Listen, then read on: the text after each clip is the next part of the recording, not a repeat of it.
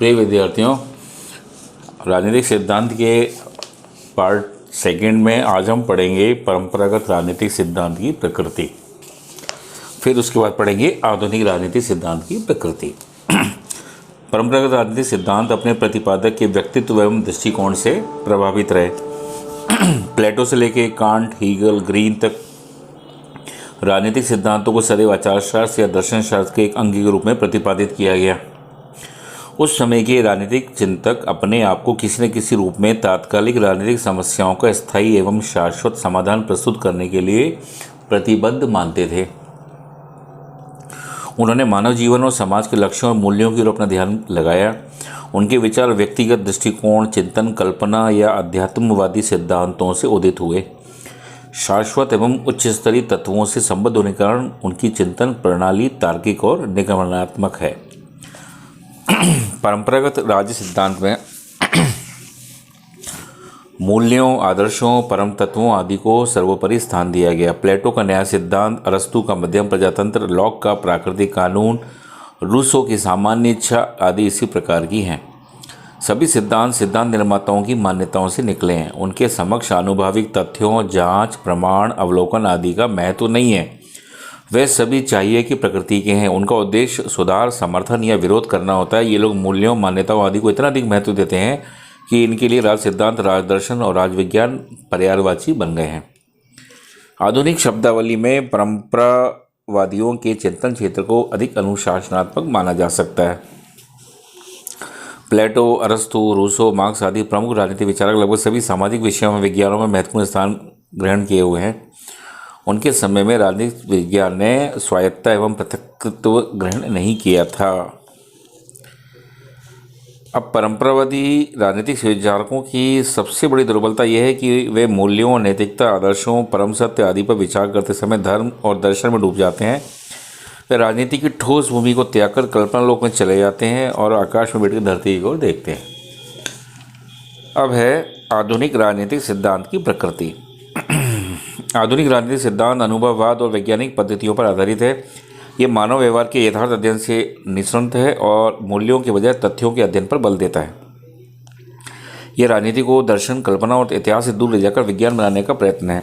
द्वितीय विश्व युद्ध के बाद व्यवहारवादी आंदोलन ने आधुनिक राजनीतिक सिद्धांत के अध्ययन को एक नई दिशा प्रदान की। इसके समर्थकों में Charles Merriam, David Easton, Harold Lasswell, Robert Dahl, Almond Karl Deutsch आदि प्रमुख हैं। अब बात आती है राजनीति विज्ञान और राजनीतिक सिद्धांत में क्या अंतर है। तो राजनीति सिद्धांत का आशय और उसकी प्रकृति को उचित रूप से समझने के लिए राजनीतिक सिद्धांत का राजनीतिक विज्ञान और राजनीतिक दर्शन से अंतर समझ लेना जरूरी है। कई बार राजनीतिक सिद्धांत और राजनीतिक विज्ञान को एक ही बात मान लिया जाता है, किंतु वास्तव में ऐसा नहीं है। राजनीति विज्ञान राजनीतिक सिद्धांत की अपेक्षा बहुत अधिक व्यापक विषय है। राजनीति विज्ञान इतना अधिक व्यापक है कि इसके अंतर्गत राजनीतिक सिद्धांत, राजनीतिक चिंतन और व्यवहारिक राजनीति, सरकार, राजनीतिक संगठन और राजनीति को प्रभावित करने वाले अराजनीतिक संगठन आदि सभी कुछ आ जाते हैं। राजनीति विज्ञान के अंतर्गत सिद्धांत भी हैं और व्यवहार भी।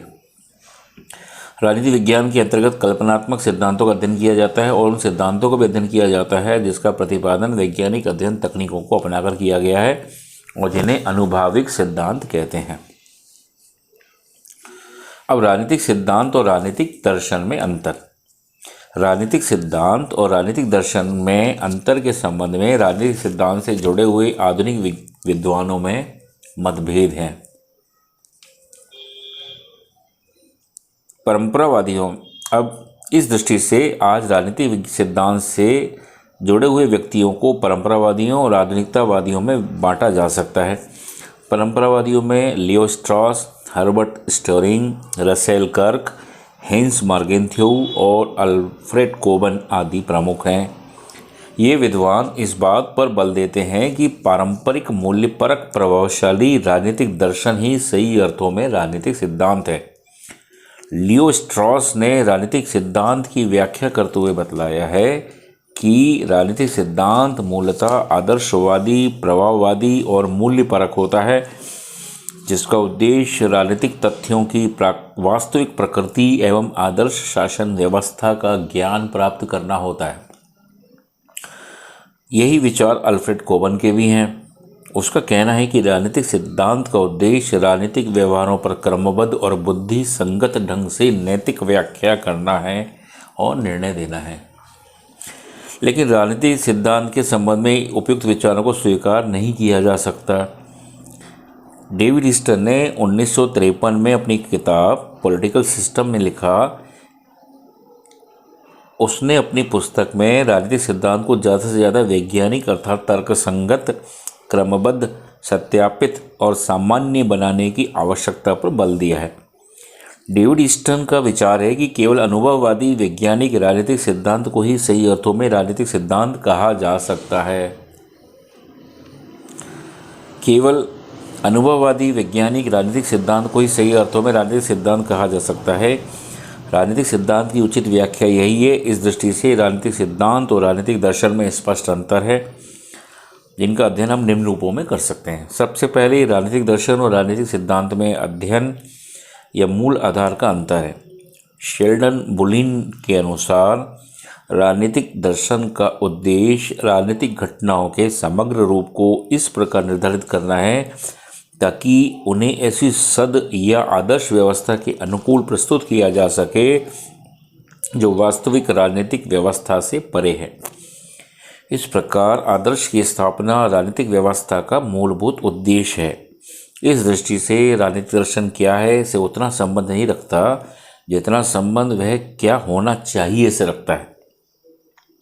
प्लेटो, हॉब्स, लॉक, हीगल, कांट और ग्रीन आदि की दृष्टि आदर्श व्यवस्था पर ही टिकी है।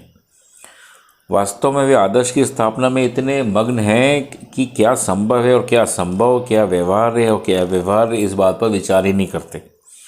लेकिन राजनीतिक सिद्धांत व्यवहार परखता और यथार्थवादिता लिए हुए हैं। आज की परिस्थितियों में विश्व की विभिन्न राजनीतिक व्यवस्थाओं में क्या स्थिति है तथा यदि परिवर्तन की आवश्यकता है तो क्या परिवर्तन संभव और अपरिहार्य या व्यवहार्य होगा। राजनीतिक सिद्धांत के लिए यह मूल बात है। राजनीतिक सिद्धांत में आदर्शवादिता का तत्व हो सकता है और सामान्यता होता भी है, लेकिन उसका मूल तत्व यथार्थवादिता है। इस प्रकार राजनीतिक दर्शन का मूल आधार या उद्देश्य आदर्शवादिता है और राजनीतिक सिद्धांत का मूल आधार यथार्थवादिता है।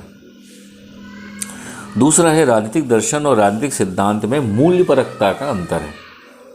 राजनीतिक दर्शन न केवल मूल्य प्रधान है वरन उसके लिए मूल्य ही सब कुछ है। मूल्य मतलब वैल्यूज़। यद्यपि उत्तर व्यवहारवाद के वर्तमान चरण में यह कहना तो उचित नहीं होगा कि राजनीतिक सिद्धांत मूल्य मुक्त अध्ययन वैल्यू फ्री स्टडी है, लेकिन ये अवश्य कहना होगा कि उसके लिए मूल्य की तुलना में तथ्य अधिक महत्वपूर्ण है।